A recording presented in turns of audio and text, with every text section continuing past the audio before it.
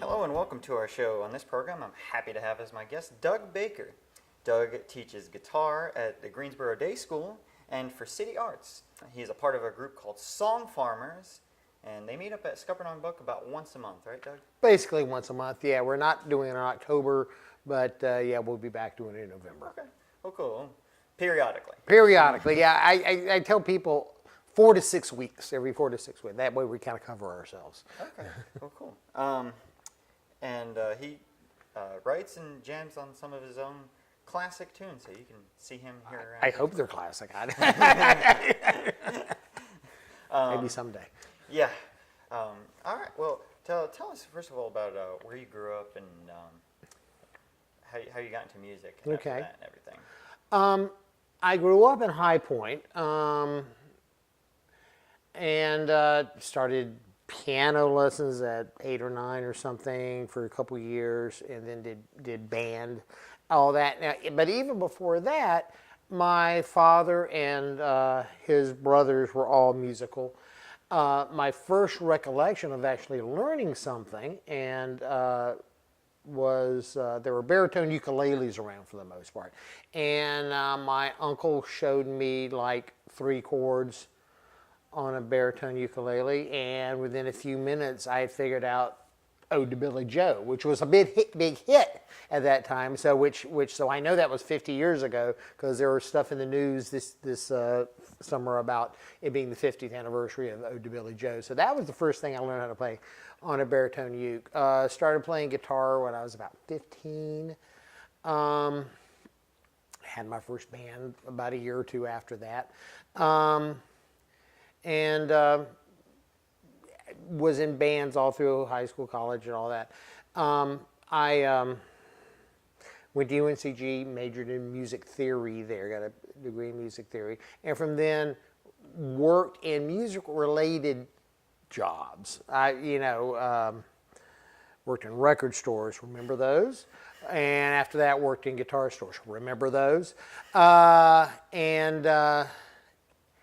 And all the while was performing, writing music, playing in rock bands, a little bit of jazz here and there.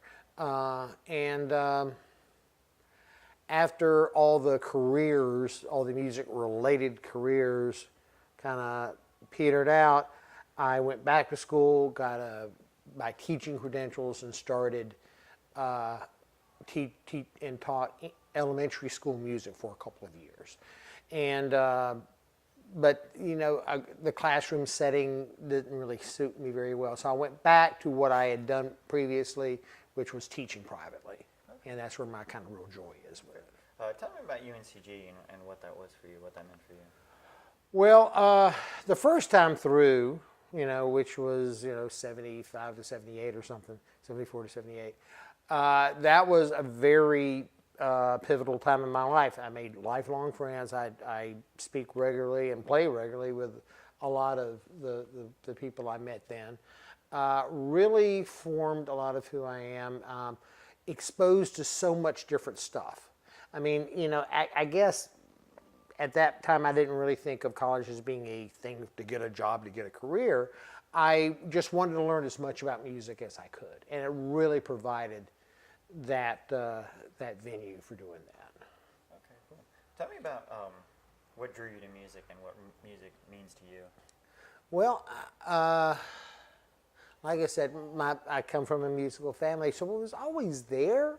My dad had all those classic Sinatra albums of the mid '50s, which I have those albums now, which I'm very happy to have.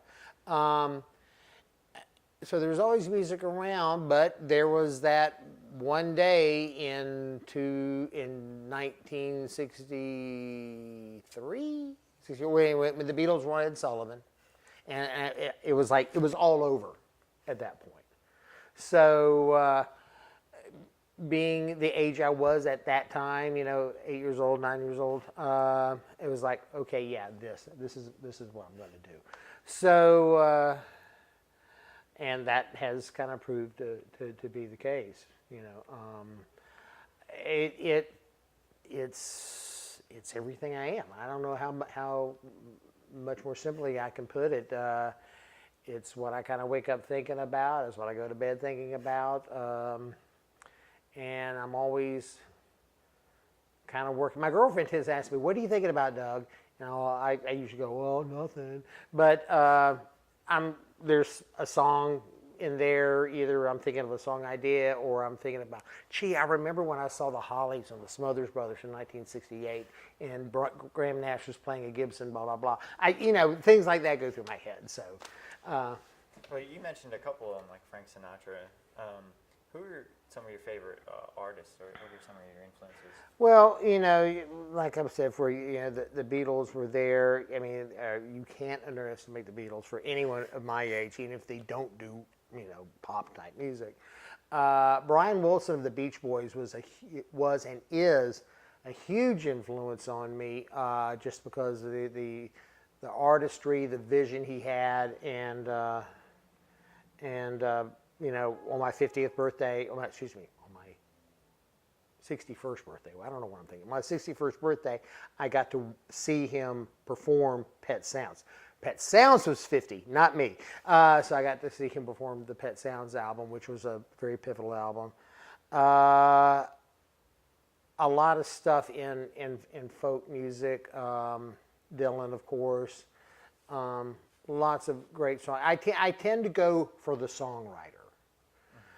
So there were people like, say, Chris Christopherson, who my father was a big fan of, and Rodney Crowell, Leonard Bernstein. Someday your little boy's gonna move away. And ain't daddy gonna love you? No, not at all.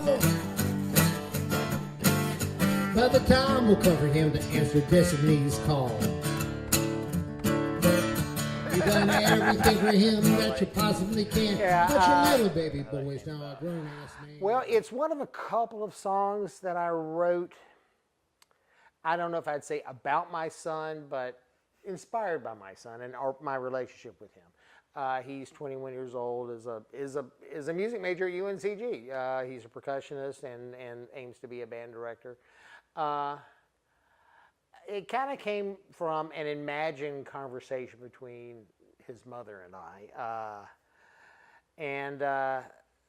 I don't talk to her often, but usually it's with things with that, at one of his performances or something. And, she has a tendency to say, "Oh, my little baby boy, da, da, da, da, da, da." I mean, like, no. And it's like, he's a grown-ass man, he's off doing his own thing and all that. So that's kind of where about myself. She asked about my job. When I said I work security, she asked what did I guard. I was guarding space between the two of us. Well, it's actually completely fictional. We're here in Scuppernong Books, and Steve Mitchell, one of the owners here at Scuppernong, had a novel being published called Cloud Diaries, and as part of the launch for that, he gave a lot of different musicians excerpts from the book, and I got the one. The book is a love story, so to speak, a tragic love story, I suppose. And he actually gave me the section where the couple meets. And it's told through the guy's eyes, which is probably why it translated the way it did. And he, the woman is very gregarious and all this, and he's very kind of reserved and all that. He's a very guarded person. Yeah. And he was actually, even though he was a writer, he was working as a security guard. So during the conversation where they're meeting, she's an artist, and she goes, "Oh, I paint," and he doesn't want to tell her he's a writer, so he just says, "I work as a security guard." And she goes, "Well, what do you guard?" And he goes, "Well, it's an empty building, so I guess I guard space." But it seemed to embody their relationship as their relationship developed. So metaphorical, very, yeah. So I sat. I mean, it took me about 3 months after Steve initially gave me the excerpt. I read it several times. I was reading it every day for a while to kind of try to find the way to go with it. And when one time I was reading it and the phrase "guarding space" hit me and went, that's what it should be about.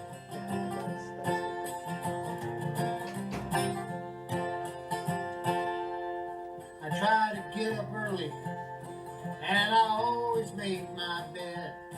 When I can, I take a good long walk. It helps to clear my head. Sit down with coffee and a song, the caffeinating rhyme. This life is not for everyone, but it suits me just. Statement. And once again, there's one or two other songs that kind of fit in that too. So, okay, I've said this. I need to stop saying this. And as I was finding myself over the last couple of years, kind of feeling settled into who I am, not to get too cosmic with it, but kind of who I am. I play music. I teach music. I kind of like where I'm at right now. Let's just set that out there. This is who I am, and that's where that song kind of came about. Just say I go out and I do this. I come home and I do this, and it's all good. So that's the basic premise of that. It's a very dude mentality. Yeah, it's a bit of a dude mentality, I suppose. Yeah. All right. Well, cool. Are you thinking about maybe putting an album together at one point? I have recently started some moves toward that. I mean, it's a very different world from what it was when I started playing music 34 years ago, where, the recording, you don't try to get, the goal is not to get a recording contract because those don't exist too much anymore. But I see all my colleagues in the music writing biz, in the songwriting biz, they've got their CDs, and in some cases like a flash drive or whatever, that they sell. I mean, it's part of their merch. And it really seems like if I'm going to expand my performing out to a point of like going out of town, I need to have, because you're gonna make $30 or $40 maybe on tips and stuff like that. $40 would be very generous, but but you're gonna make $20, $30, let's say $20, $30 in tips. And if you're going out of town, you gotta have a little something else. So I have something to sell, CDs. So that's the practical thing. But artistically, I've wanted to for a long time, but just didn't quite have the finances. Blah blah blah blah blah. I've always had a penchant maybe for recording and assembling that kind of stuff. But I had never had, since things kind of went digital 20 years ago, I haven't really had the equipment. Just in the last 6 months, I invested in a new computer, an interface and software, microphones, all that kind of stuff. So I've kind of got that together now. So I have begun that. It'll be a somewhat slow process, but I hope to get something together within the next year or so. And I'm stubborn about this, but I'm somewhat committed to doing this with playing as many of the instruments myself as I can. Because when you think about the first McCartney album, album that's a little bit more of obscurity by an artist named Emmett Rhodes, who played all the instruments, the early Stevie Wonder records like that, Todd Rundgren's early records, people who did that, there was a very intimate kind of thing to that, especially that McCartney album. I mean, there's a lot of people who kind of sit there in their lab and make albums, but a lot of that stuff is kind of cold. But you listen to those early things, it's a workshop kind of intimate little thing, and so that's what I intend to do. Is if I need to bring in a saxophone player to do a little solo or a fiddle player or something like that I'll do that. But I'm doing as much of it myself as I can. That's amazing. That's kind of tough because you have to match your Yes. orchestra, and you're not playing. Yeah. I don't know how much more difficult or easier it would be to play with a band as opposed to playing your own track. You've got to give it. You've got to do a lot of pre-thinking.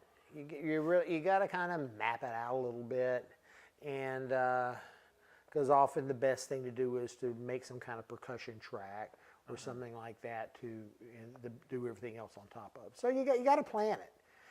I mean, yeah, you can just grab your guitar and a mic and go and sing the song, and then add stuff to it that way. You certainly can do it that way, but and every song's a little different.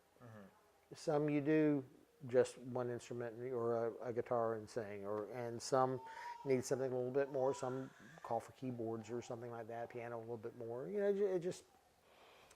got to approach each song as its own thing and determine what it wants to be. Okay, cool. Well, moving right along here, you also teach. Tell me about teaching for you and how you started doing that. I first started had a few guitar students some 33 years ago when I worked at More Music downtown, and they went out of business. No, they're still there. They're still in business. They're still there, right down there on Market Street. Oh, okay. It's where I send all my students to this day to buy their guitars. And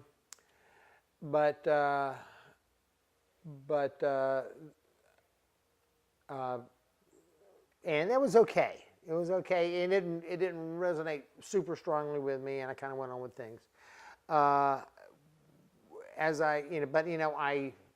When I was working in music stores, I was supervising a bunch of teachers and stuff like that. And I would talk to them, and it's kind of maybe someday I'll get back into that. Well, when that career, the music industry, the music products industry career fell apart, and I was kind of, okay, what do I do? And even though I knew it wasn't going to be a sole thing just to bring some money in, I started to teach again. Ben Bradford over at Holy Trinity Music School offered me opportunity to go in there and teach guitar, and I stayed there for about 6 years or so. Very grateful to him for doing that, and it really resonated with me. So much so that after a couple years of that, I went back to UNCG, got my education credentials, and then started looking for a job teaching music, not just guitar, but music in schools. It took me 3 years to find a job because I think there was why should we hire this 55-year-old guy when there's this cute young girl who just got out of college who wants the job too, So I don't know, a bit of a sexism thing, not sexism, ageism, definitely ageism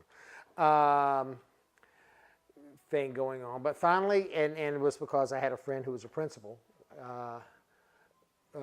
hired me to teach. This was in Winston-Salem. Did it for a little over 2.5 years, and the regulations, the standards, the curriculums, it was just a little bit too much for me. So I went back to private teaching. And I I eventually got on at the music center, and I've been very happy there. They take good care of me there. I have a nice studio, a good facility, and I've been very happy there. And then about 2 years ago, I added Greensboro Day School, which takes care of some of my earlier afternoon hours. So right now, I've got like 34, 35 private students, either guitar or ukulele. And you teach on the first floor of the Cultural Arts Center? First floor of the Cultural Arts Center. I always tell people, before you get to the bathroom, look to the left. There's my door. All right, well, cool. Tell me about, now, do you teach adults, you teach kids? All of them. A lot of guitar teachers in town are very hesitant to take kids under 10 or so. I guess it's because I have the training in younger children from the time when I went back to school. That's never been a hesitation of mine at all. I really kind of specialize in the younger ones in a way. And then yes, I've had. I don't know what my oldest private student would be right now. Probably in early 60s, maybe, someone about my age, and down to. I've started some as young as 4, but they are very soon to turn 5. But I have kindergarten age kids going all the time. So I also have, I mean, you were probably about to mention this, we just started doing an adult ukulele class at the Music Center. And that's been hugely successful. So I've got 38 people between 2 classes there. One class has 20, one has 18. And in those classes, they go from early 20s to like 84. And that's we're only about 2 weeks into that, but it's been incredible fun, and it will be an ongoing thing. This is a 6-week class. So after that, we'll start another 6-week class that will start like October 29th. So call the Music Center, sign up for ukulele classes. All right. Moving right along, we have Songfarmers, which actually you do right here at right here at Scuppernong. Scuppernong Books. Tell me about where this came from. 2 years ago, when all the HB2 foolishness was going on, the bathroom bill, Steve Haynes from UNCG organized a day, April 30th is when it was, on a Saturday, and that there would be, during the day, there would be musical performances going on all over downtown to show solidarity against the bathroom bill, against the anti-gay prejudice that was pushing and all that. There's a lot of good music. There was jazz going on. There was rock and roll going on. All kinds of things. And a couple of friends of mine and I we kind of looked. Well, no one's doing protest songs. So 4 of us, myself, my friend Mark Dillon, Jacqueline Secoy, and Sandra Taglis, we organized. Why don't we find some place where we can play on the street and do songs of resistance, songs of struggle. And Brian here at Scuppernong was very open to that idea, so we came on down. We performed right out in front of the store. We had guitars, ukuleles, and a tuba, and we sang for a couple hours, and it was great. And more than one person that afternoon says, "This is great. We should do this more often." And it was kind of okay. So we started Songfarmers. There is a national organization called Songfarmers, which is put together by Michael Jonathan, a Lexington, Kentucky-based songwriter who has a radio show and a TV show called Wood Songs. That's on public television, public radio. We're loosely associated with that.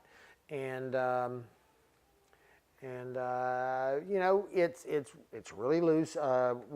added Jim Herman as a 5th member of the sort of team. But it's kind of show up, if you got a guitar, bring it. If you got a ukulele, bring it. If you got a accordion, bring it. We've had an accordion before. We've had bass guitars. So, if you got an instrument, bring it. If you don't have an instrument, that's fine. Come sing. And the motto is, it doesn't have to be good. It just has to be loud. So you mentioned some instruments. So like you're kind of looking for any instrument. Sure. For the most part, yes, it's strummed instruments. We've had a banjo or two. We've had mandolins. We've had a couple of great dobro players. There was one night we had 2 dobro players. That was a great night. Because you play that and you can sing. So for the most part, strummed instruments. But if you show up with a trombone, we're not going to tell you to leave. And as far as what we do, Dylan songs, a few Beatles songs like a Revolution. We've done Hallelujah. There's a book of some 30 to 40 songs that we kind of pick from, and every now and then, someone might say, "How about so and so? Where have all the flowers gone?" or something, and we might not have it in our book, but everybody gets on their phones and finds it, and sits it in front of them, and we do it. I guess that's the wonders of modern technology. Yeah, really. Yeah, so it's songs that make you feel good, songs that make you think, songs that are fun. Yeah.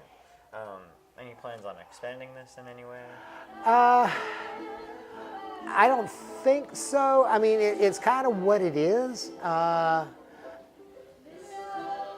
Sometimes we only have like 8 people or so show up. Mm-hmm. One of the reasons we have 5 people that are kind of the organizers is that way, as long as we can get a couple of them together, because people are teaching and working out of town, blah, blah, blah.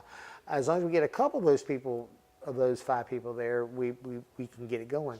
And like our last year, our holiday sing-along, which was here, which of course we added Mary Had a Baby and, Go Where I Send Thee and all that kind of stuff, and Jingle Bells and all that kind of stuff, was hugely successful. We probably had 40 people here.